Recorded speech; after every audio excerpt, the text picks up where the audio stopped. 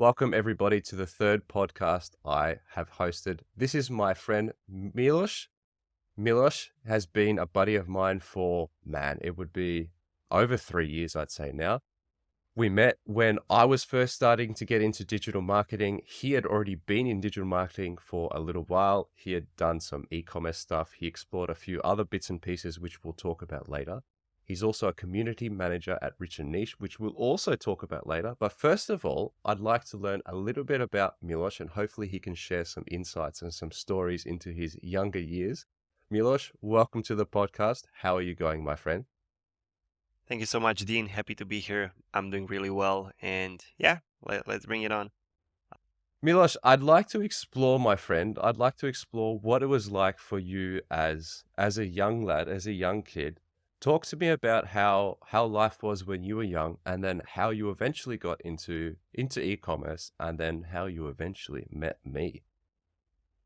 Yeah, Dean, would love to share all those. Well, I grew up in a small village in Serbia, so just above Macedonia, from where your family comes. And my dad played handball, and it's a handball village. And so I got into that whole thing early on, preschool. And yeah, around that time, all of my buddies were getting PCs.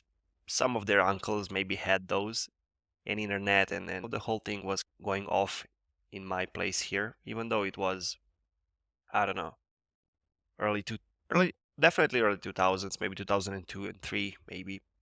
And it's like pre World of Warcraft. World of Warcraft was about to come out, and when that game went out, all my elder cousins, like 91 generation, 90, 88, 89, those guys were crazy about this game, and I had to know what it is. And when my cousin, he takes off the computer, goes to the bathroom, and he's like, you just go and point the character to one direction, and walk there, walk to that little village in the game and everything. And I would always go off the road and get eaten by a beast or something. And to me it was like, what is that? I was really little. So I'm not born in 96, and this was 2004. So I was like, what, 8 or something, like just started elementary school. And then it was my obsession. It totally shifted my focus from handball and everything, even though I loved to go there and hang out. It was more like a hangout, be there with buddies, travel, do the whole thing, more so than pursuing a career or something. Our parents never really instilled those in our minds. It was just like, play sports, that's healthy, that's enough, that's good, stay off the street and Yep. stuff. Even Yeah, though yeah. it's not like gangster hood or something, it's just a peaceful, quiet village, 6,000 people and whatnot. And so, yeah, Beautiful. so those two things, handball, World of Warcraft, and then there was starting to, build a passion around classic cars. BMW has been one of the Yeah, cars that I've spoken to you about a lot. We've spoken about some of the old classic BMWs that you've had. My dad actually owned two BMWs in his life. He had it was a 528, which was probably, you can help me with the generation. I think it was a 94 or something like that, 95, 528. And then he bought a yeah, boring E34, 318i maybe. later on in his life. E34, that's right. He bought a boring 318i later on in his life, and then he's bought a 330 diesel now. So he's gone from the fun kind of classic versions to the boring cars. But Yeah, we but when we he got first met, stuck with I think Beamers. he did get stuck with Beamers. He loves them as well. When we first met, I think that was one of the first things we started speaking about, because we both realized we're both into cars. We're both Yeah, of our families are very closely related. Our parents' villages are probably only a few hundred kilometers away, which is not much really when you think about it. And yeah, few we hours both drive. we Yeah, both exactly a few hours drive, and we both continue to be friends today, talking about all of those things, all those fun things, all of those car related things, and also digital marketing. If we can, I'd like to just kind of explore how you got into your small e-commerce brand when that whole started, because you obviously started getting into cars as you were younger. Talk to me just quickly about how you got from maybe the passion of those cars into starting that e-commerce brand.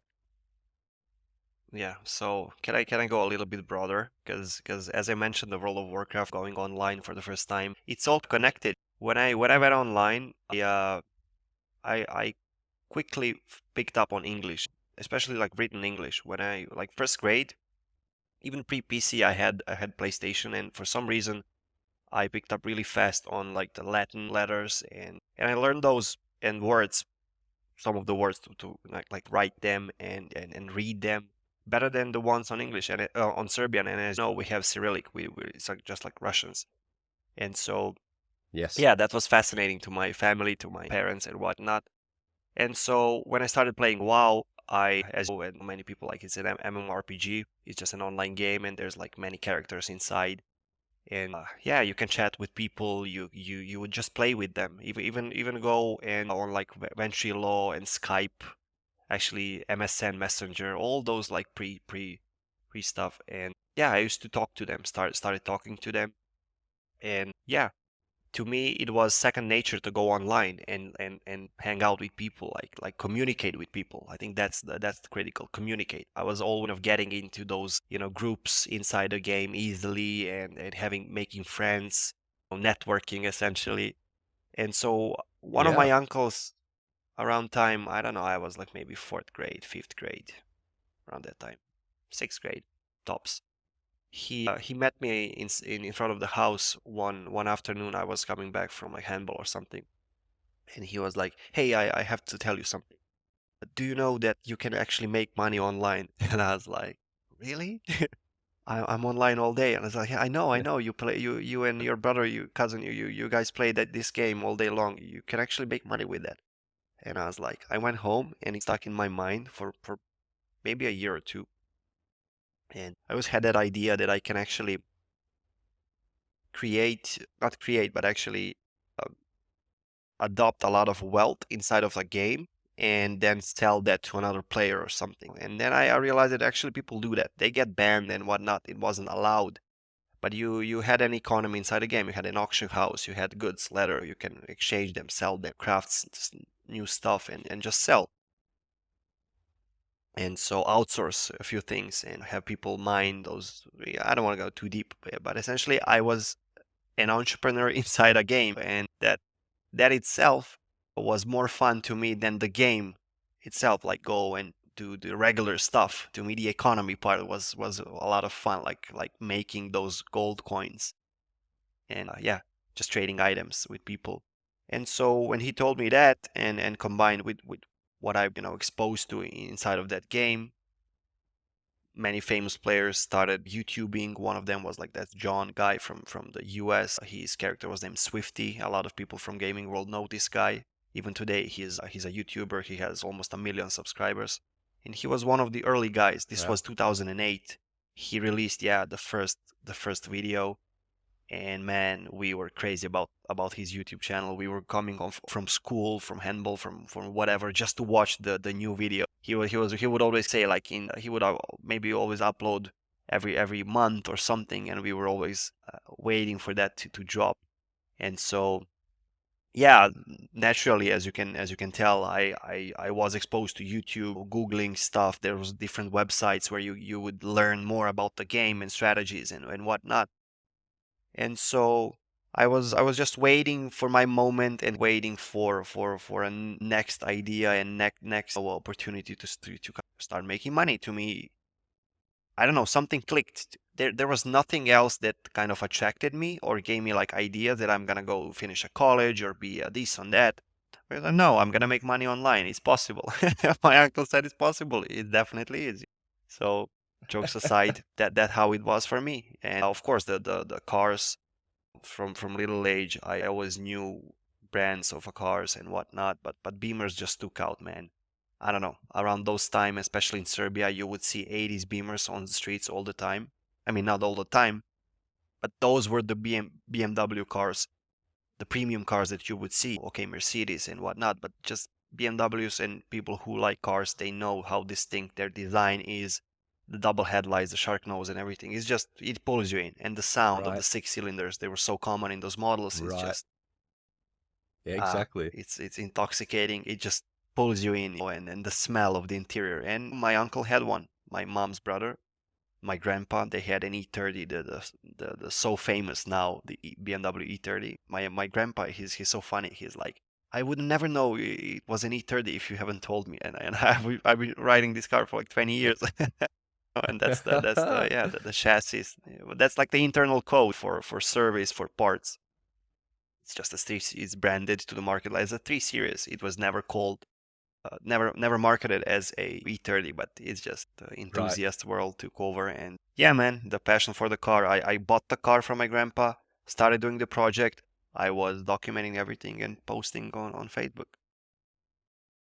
It's funny that you say this, and it's funny that you mention how it'll eventually went through to cars, and then you open a brand where you're selling bits and pieces to do with the whole BMW brand. But before that, when you mentioned making money on World of Warcraft, I had exposure to the same thing when I was young. A family friend of ours, family member, I won't say exactly who it was doing the same thing. I think it may have been World of Warcraft as well, but they were collecting whatever the digital coin was. And then, as you said, you can sell that online. Maybe not exactly legally back in the day, but that's where I first remember being exposed to making money online without doing something else that Really I didn't really understand. Yeah, it's nice. funny how You how haven't that told me sort of this. came about. You haven't told me this. I was probably in high school, maybe a little bit later when I first heard about this.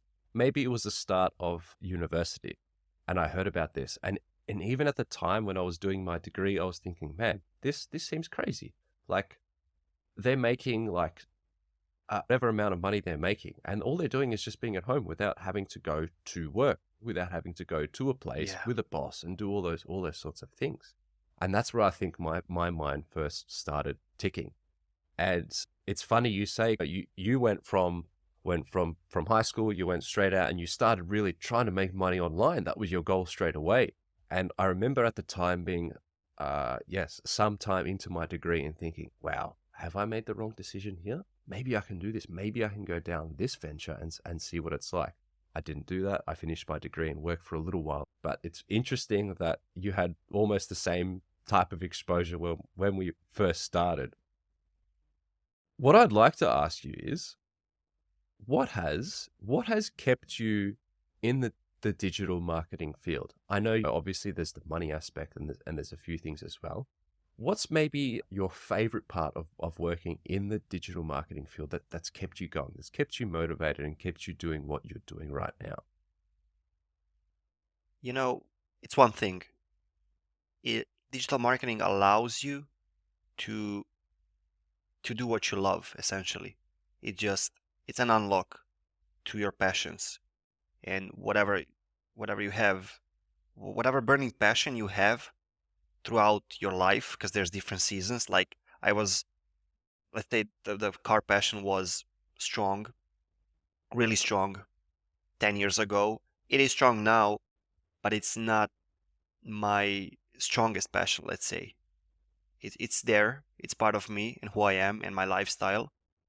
But right now I'm more interested in more like a business world, more let's say more B2B stuff. Maybe let's call it that way, because essentially I am working within a business, pretty much serving a business, so I'm not directly with customers anymore. Yeah, sure. And I just for think that people at that's home, that's that's number B2B one thing. means Yeah, business to business, just to say that. Some people might not understand B2C, business to customer, B2B is business to business, just if you don't know that. business to consumer, to customer, exactly. Yeah, so I think that's the number one thing. That's what got me in, and that what's keeps me going. And also it as you go, you pick up on new skills, you get exposed to new things, and essentially you're just having more skills under your belt. And I don't know, I feel more confident as the time goes. I feel more confident. The more things I do, the more people I meet, the more financially confident I feel, because nowadays I have a family. I'm the only one. I'm the one who earns. My wife is a full-time mom. I'd say I'm a full-time dad as well, and that's also the next best thing from working from home. It's like you can always make a pause, go and do something. So help your wife be with a child. Just like 30 minutes ago, Sonia just went into my room and she was like, "Hey, Dad, I'm a doctor," and she was started, just playing with me, and I was like, "Okay."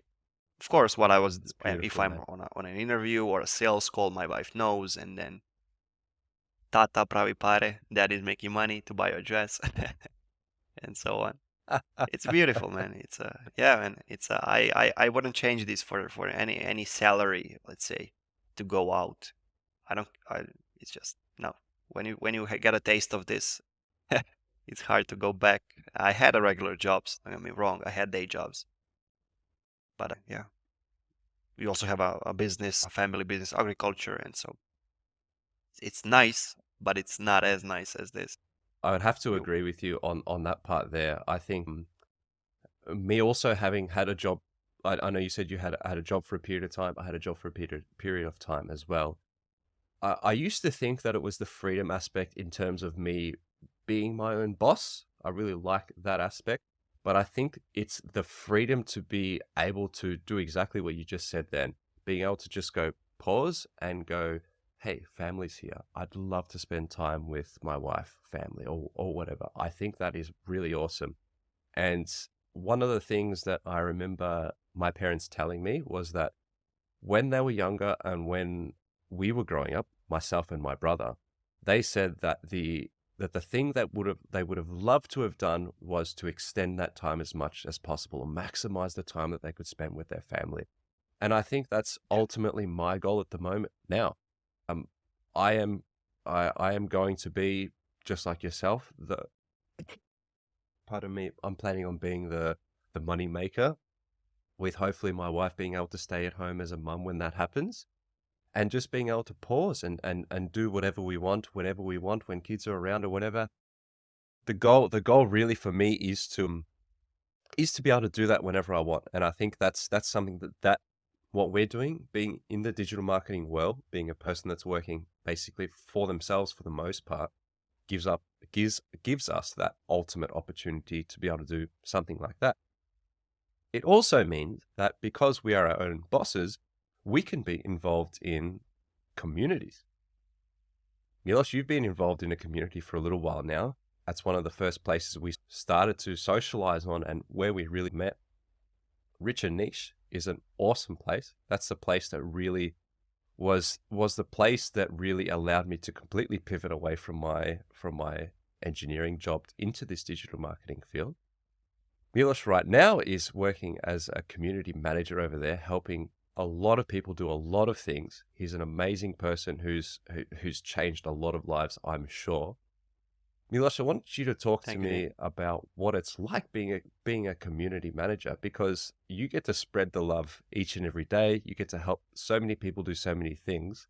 Talk to me about maybe some of your favorite parts of what that's like, and maybe some really cool experiences that you remember.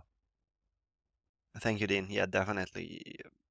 If I could put that in one sentence, it's you get to meet a lot of wonderful people, like-minded people that are interested in the same or similar goals and a lifestyle that you have.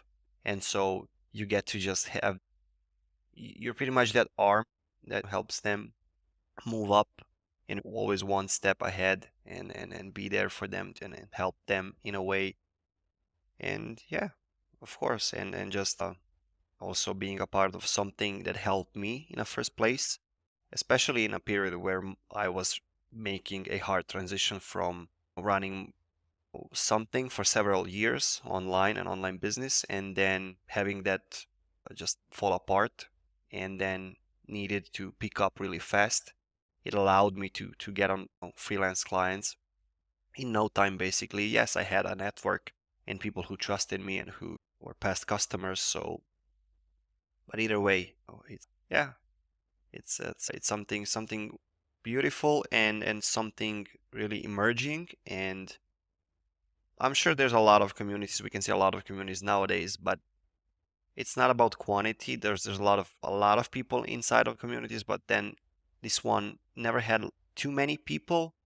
But then it's like I don't know. It's like people go through some kind of a filter or something. I never really had someone, and let's call it a bad experience. I never really had a bad experience. These people are, it's just like-minded people. And I think that's the power of inbound marketing, when you get to release a longer form video on a YouTube, and those people who stick in and listen to those videos plus 10 minutes, 20 minutes, 30 minutes. Chinish has some really big videos, a lot of live stream type of videos. And yeah, Right, I right. think that is what it sets it apart. That channel never had some over the top edited videos and really short ones and whatnot. It's just for the real people, let's call it that way. Yeah, I have to agree about the never experiencing or never having a bad experience. I joined a couple of communities when I first started getting into this whole digital marketing realm, and some of the other communities were just like nothing was happening. There just weren't many people there, and like there was nothing that was motivating me, and there were some people that would even have arguments about things. It wasn't constructive. Yeah. In the rich and niche community, my goodness, everyone just feels like an amazing person. There's so much encouragement from everyone. There's a whole bunch of people that are there to help and keep you accountable and all these wonderful things that really help you grow, especially if you're just starting to get into that sort of area as well, where you need all of that support and all of that sort of structure to help build you. So I know you said that there's a quality versus quantity thing, but now the rich and niche community has grown. There are a lot of people. When you and I first joined, there were nowhere near as many. Now there are hundreds and hundreds. Yeah. There's probably over 1,000 now. I haven't even looked. It's really an amazing place. Milos, I'd like to speak to you about what you think is the future of education. And I'd like to get your perspective on this in particular because you didn't go down the university route. You just went straight into how do I make money online? For me, it was a slightly different story. I did go through some formal education and I did have a, let's say, corporate job for half a decade sort of a thing. And then I came into this world. The way I see things is that universities still have their value for if you wanted to become a doctor or if you wanted to probably become an engineer or something like that. But I think for people that are just wanting to get into business, I think like doing a business degree and getting an MBA, it just doesn't make sense these days. And I think, and I'm hoping you'll speak about this more because you're more into this than I am. It's so hard for universities to keep up. Everything's changing. Every month something's coming out. Now AI has come out. What do you think is the future? Where do you see people coming out of high school and going to where they're going to learn and grow if they want to make money online? I agree, Dean. I agree. And to get back on the formal education, yeah, I finished high school and had a taste of the university, but in my country, you get to get free scholarships, and it's a common thing. And so it wasn't an expensive trip to have a taste of that. And so I did, and I loved it, to be quite frankly. It was great to some extent, but it's just I was way more interested in I just had my course. I was on a course already. And Gotcha. I always used to say, especially to my family, because it's quite of a shock to them, and that I didn't get and pursue the diploma, have a paper, have that sense of ability, and you know how our folks look at those things.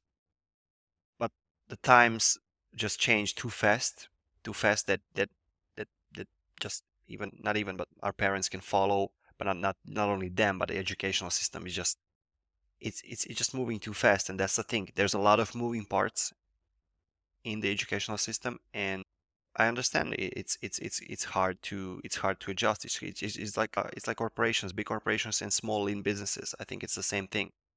Even with the academy, with the online academy, few years go by, you have to go back and update a lot of things. Like imagine that, like that's happening, Yeah, and right. so you get the picture. It's so the future, I definitely see. Even now, I think the YouTube is a school, and especially for picking up on skills. And there's a lot of now it's like a trend now. There's like courses were really popular, and now you can have a lot of free courses on YouTube. And then now we have the Yeah, coaching exactly. programs, the live in a group setting, quite similar to what universities have, what schools have. So now, especially with COVID, I mean, we all know it's just sped up everything. And now I think we just I think everything shrinked into like 5 to 10 years. We got to the point where we probably would have gotten by now. It would be extended for like 5 more years.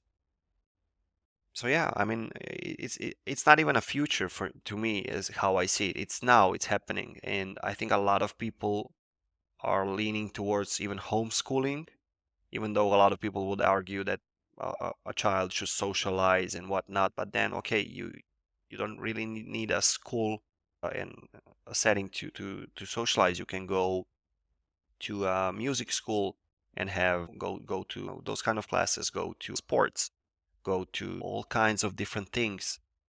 And so I don't think that's I think just it's not an excuse, but it's not good. I don't buy that. I don't think it's needed. I'm not totally against. There's a lot of good things, but I think there's a lot of pros. And I'm probably biased because of who I am and what I went through and what I do nowadays. But that's how I see it. I don't know if you agree, and maybe. It is a tricky one, I think. I think here's what I think is important for people who are maybe coming out of high school and thinking, I'd really like to get into making money online. I think it doesn't matter what path you take in life. One of the most important things that people should do as soon as they can is get into networking. When you're in university and even beyond university, university encourages you to network. They have events. You have to come to some of these events to get your degree. You're obviously around a lot of people that are studying the same sort of thing. You make friends, and then as you get into the working world, of have those friends in your network. I think what I see happening, and I hope it doesn't happen to too many people, is people are going to come out of high school and go straight into learning a course, straight into whatever it is they want to do, and are not focusing as best they can on networking. I think for people to accelerate their growth into whatever it is, however they want to make money online, rather, I think they can really accelerate that by doing a lot of networking. And that is still going to physical events in your area if you can. That is jumping onto Zoom calls, kind of like what we're doing now, with groups of people, because making friends online, in business friends, I should say, is really going to accelerate that. And I think that if you don't do that, then the education that you do by yourself on YouTube, on taking courses or whatever, is not going to be anywhere near as valuable. And I think universities still offer that networking opportunity. What's the solution to that if you don't really know how to network or how to go wherever you don't have things in your area? Getting into a community. Like you and I joined, how we became friends. We're doing what we're doing now because of this. We networked with each other. That I think is really important. And I'm not sure, high school definitely doesn't teach you about that. And I'm not sure there are too many things that I see coming up. So, hey, I want to make money online. Jump into this course. We're going to do it. I rarely see like a networking component to that. I think that's going to change, especially after COVID. Everyone's at home with that sort of a thing. But that's sort of the key bit that I think is going to become more prominent as people continue to choose YouTube as their university as they get older. Milos, I have another question for you. Lots of questions. It turns out that the interviewer asks a few questions on the podcast. I want to talk to you about a little bit longer term. Where do you see yourself in a decade's time? I know that can be hard for some people to answer, and you might not have a plan, and that's okay too. But I think it's cool to think about where you might want to be. So I'm interested to see if you have some sort of goal in mind, or where you're thinking you'll be at, and maybe what you see your life is going to be like in 10 years' time. Here's how I see myself.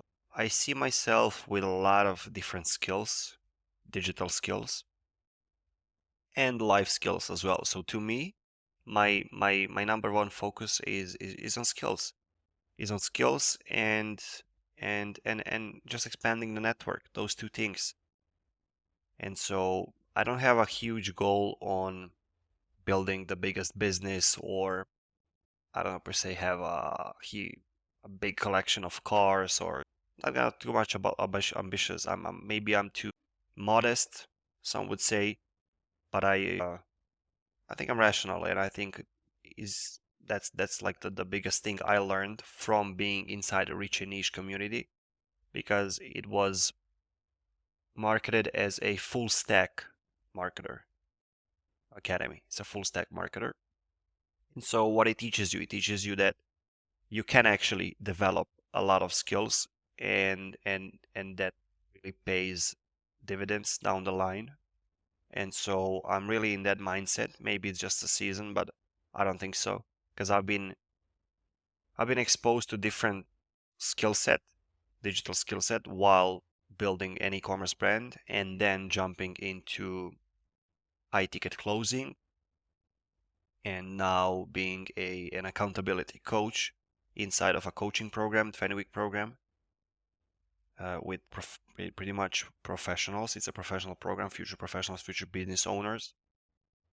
Mm. And as well, there's always business, an online business is always in a need of help in different areas. So working within one business, naturally you want to help whenever you can.